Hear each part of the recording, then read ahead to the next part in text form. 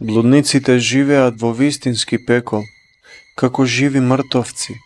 Секако однадвор тие го кријат тоа, се преправаат. Но не можете да се лажете себе си или Бога. Што се случува во душите на блудниците?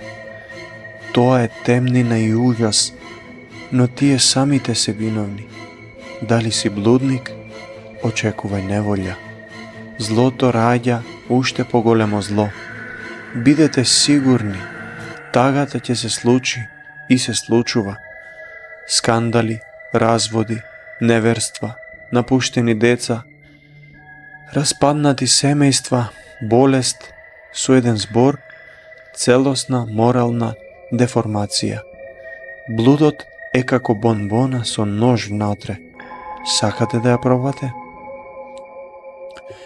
Кршењето на седмата заповед не врши прељуба е најсилниот начин сатаната да скрши и уништи човек.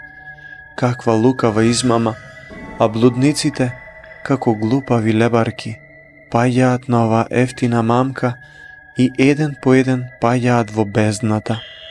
Само слабите, длабоко несреќните кои вршат блуд, го избрале овој жален, погрешен пат. Судбината на животните. Робовите на блудот зависат од него, како што наркоманите зависат од својата доза, и тие ќе продолжат да се лизгаат надолу до нивната смрт. Сето тоа е застрашувачко. Протоиерей Петар Гурјанов.